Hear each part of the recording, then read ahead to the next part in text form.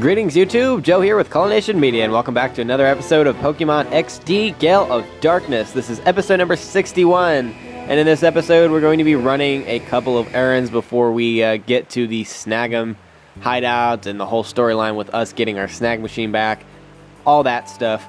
But our first stop here is in a gate village, which is definitely a place we have not been to in a while. And, this is not the place that I wanted to be, I don't think. No, I'm actually looking for a battle CD that I missed here. And no, you don't have what I want. Get away from me, lady. Okay, I think it's in that house up on the right there because I don't remember going in there when I was here, like actually in the storyline. Ah, yes, the Wobbuffet. So go up and talk to the Wobbuffet, and the Wobbuffet is going to hand you battle CD number 14. My Wobbuffet has this thing for shiny things.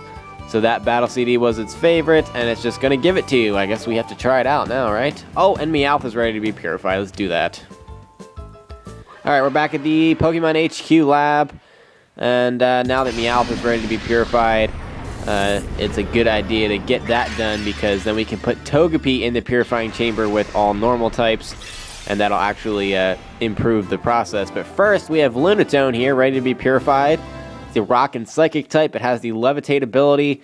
It does not evolve, unfortunately, and that, in my own opinion, is its biggest shortcoming. Although it does come with the move Psychic already, which is very interesting. Baton Pass as well. And its third move is going to be Rain Dance. So it's pretty jacked up when it comes to moves here. But its stats just won't live up to the hype. It really won't. Not even with its interesting typing and all that. It doesn't really pan out later in the game when you have to fight stronger foes. Anyway, moving on to Meowth, another Pokemon I would not suggest using. It does have a lot of speed and physical attack, and that is mainly what it's used for. More so its speed. Its physical attack isn't really that high. It evolves into Persian. And it comes with the move Sing, which is a move that Meowth normally doesn't learn. And it is kind of interesting because Meowth can then put opponents to sleep, which, again, is not something that would normally work out. The problem is that Sing doesn't really have that much in the way of accuracy, so it becomes kind of an issue. As you can see, Lunatone also comes with the Hard Stone item, which increases the power of Rock-type moves. But I'm just going to leave it with him for now because I don't really need it right now. And we're going to put Togepi in set number 6 with the rest of the normal types, so that should speed things up a little bit. Alright, we're back at Realgum Tower. And we beat all these battle CDs except for the last one that we picked up there. Womp That Wobbuffet is the name of it. And I take it there's going to be a Wobbuffet here. Yes, we have Roselia and Skitty, and the opponent just has Wobbuffet, which actually puts us at a disadvantage, seemingly, because we won't be able to do a lot of damage to it. And if you didn't know already, Wobbuffet is very defensive.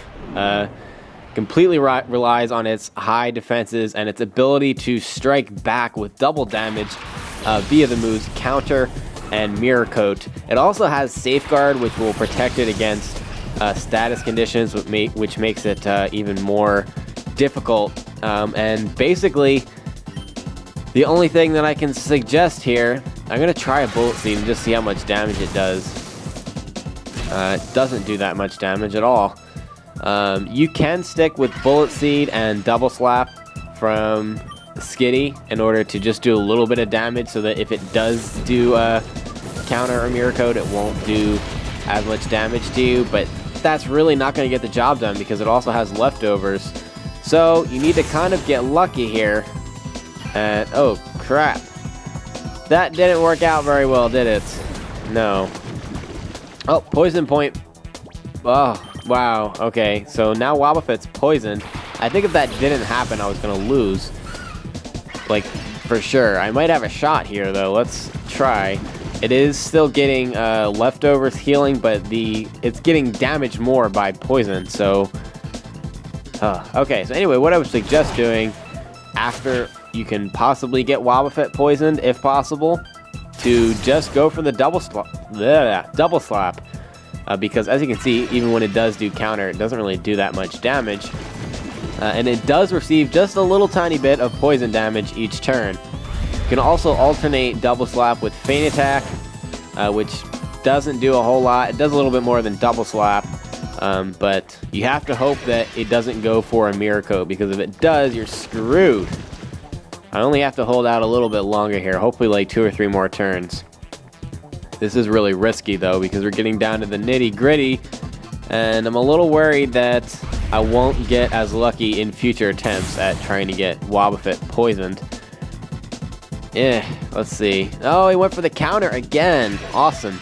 And gets a little bit of poison damage and leftover healing, whatnot. Oh, this is iffy. Let's go for the double slap to be sure, but it missed. So that is pretty much going to seal its fate, because the poison damage will bring it down to 24 HP, and I think I can kill it with Feint Attack, right? Nah, I'm going to be safe. Go for the double slap again, and it misses again. Went for the counter that time, but it doesn't matter. Now it's down to 8 HP via the poisoning, and now for sure, without having to take any chances, Feint Attack is going to knock out that Wobbuffet, and that's how it's done, folks. This battle can kind of be a luck thing based on whether or not you guess right with the counter and Mirror Coat moves, and whether or not you get Wobbuffet to be poisoned or not with Sludge Bomb or with Poison Point. Either way, we've defeated it. And we're going to get a Hyper Potion! Yay, useful item! Alright, we're back at the HQ lab because there is something that I missed over here. Alright, so... No, you don't want to talk to the Curlia. Where is it? Don't stop talking to me. Stop talking to me. There's the battle CD in here. There we go. Okay, on the bookshelf over there. Are you interested in battle sims? And yeah, she's going to be like, yeah, you can totally take that. So we are totally going to take it. And it's battle CD number 33, so we'll have to go back and do that one too. And I keep forgetting about all these battle CDs. And then I'm like, oh crap. As soon as I go off screen, I'm like, crap, I forgot a battle CD. So then I have to show that. Togepi should be ready to be purified. There we go. Okay. Let's go get this Togepi purified. Yo! Woohoo! And I'm not going to be keeping this Togepi for those of you that were wondering. I'm going to be getting rid of it. Not by putting it in the purifying chamber or whatever and just leaving it there. But I am going to trade it back to Hordle and all that stuff, which I'm going to be explaining a little bit later on. Anyway, what moves do we get back? Follow Me, the classic Togepi Togetic move, and Try Attack, which is a move that Togepi normally doesn't learn. And if it wasn't for Togepi's awful physical attack, it would actually be a good move. Because... yeah, it has an awesome effect. I mean, it has a 30% chance of either burning, freezing, or paralyzing, chosen completely at random, your opponent, which is just an awesome, awesome effect. And honestly, not that many Pokemon can learn Try Attack to begin with. Togepi also has Helping Hand and Ancient Power. Besides Helping Hand, all of those moves are fairly good. Even Follow Me, because it does have its uses for sure if you need to protect your teammate for one reason or another. Like if you want to teach Breloom or somebody Focus Punch and have the other one use Follow Me, that's a great strategy. I highly recommend it. Alright, oh, I didn't necessarily want to do that, but that's okay. I accidentally went to the Snag'em hideout, but it's all good. We get an email from Tress when we get there. Cull Nation, I trust you've been well. I'm proud to announce the reopening of the Realgam Coliseum following extensive maintenance. So now you can go and challenge the Realgam Tower Coliseum. But the Pokemon there are all around level 40, so we can't quite challenge that yet because, well, we're just not strong enough. So it's going to be a while before we can go do the challenges there. We're only in the 30s, man. Okay, so we're going to talk to Hordle here and give him back his Togepi. You don't have to do this by any means because you don't get another Shadow Pokemon in return or anything like that. But I'm going to give him back his Togepi because I don't really want it, honestly. And in return, we get an Elekid, which is kind of interesting because we actually can capture an Electabuzz later on in the game, a Shadow Electabuzz. But yeah, this Elekid's, I said that strangely. Elekid's name is Zaprong. You can't change that name because you got it from a trade. Has really good stats. I love its speed and special attack. But look at those moves. Cross Chop, Thunder Punch, Fire Punch, and Ice Punch. Almost all of them except for Thunder Punch are egg moves or breeding moves, whatever you want to call them. And this is going to be the 6th member of our team. Full team, yay! Alright, we're back at Realgum Tower. The excitement from getting a 6 team member is finally worn off. Because, well, we still have a lot of training to do. I mean, most of our team isn't fully evolved, so...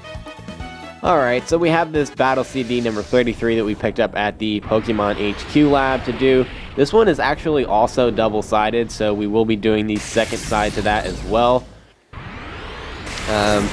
And this is basically like a cute Pokemon showdown. That's what it comes down to. On one side, and this will be the opponent side this time, there's Magby, Elekid, and Smoochum.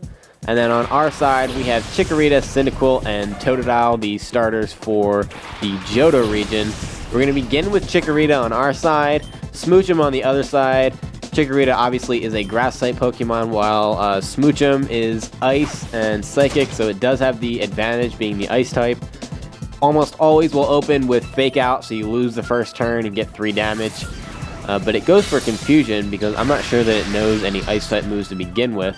Confusion does a pretty decent amount of damage there.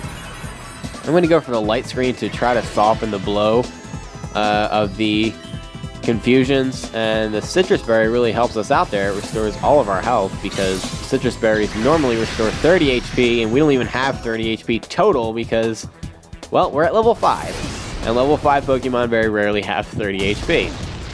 And we do have a move to inflict a lot of damage on Smoochum with Ancient Power because obviously it's a Rock-type move, and it has the advantage over Smoochum's Ice-type.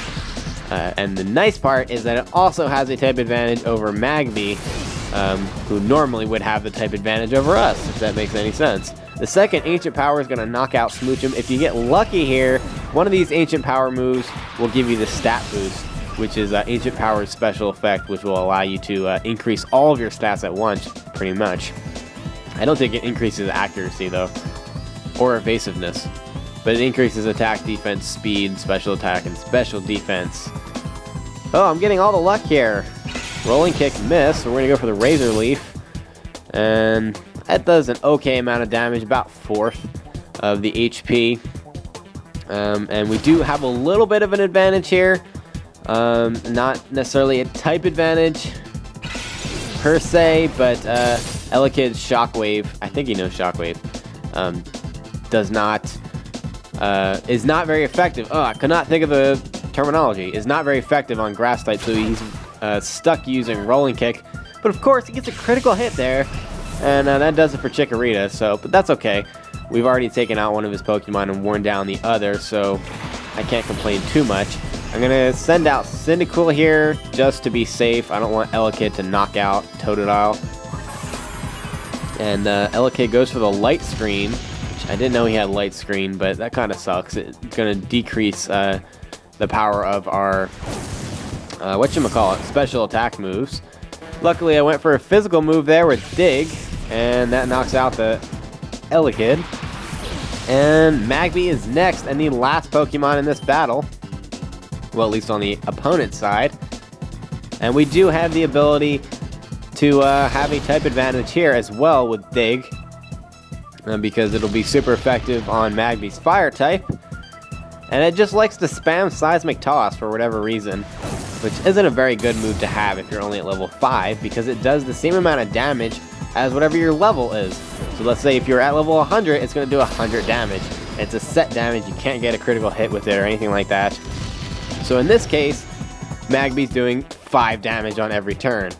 But I mean, I guess it's not that bad because it would still knock out any Pokemon in 4 hits pretty much. And because, you know, I only have 18 HP to begin with. But that's alright. Dig knocks out Magby, and that's going to do it for this battle. Yay. And all we have left to do now is the B-side, but I think we're going to do that next time because we're running a little bit short on time here, and I don't want this episode to end up being like over 20 minutes or anything. That's a little bit crazy. So we're going to stop here, guys. Thank you very much for watching. Oh, let's see what we get here. A nugget! Yay, we can sell that for $5,000 because it has no other use. Woohoo! Thank you very much for watching, everyone, and stay tuned for episode number 62. Game on.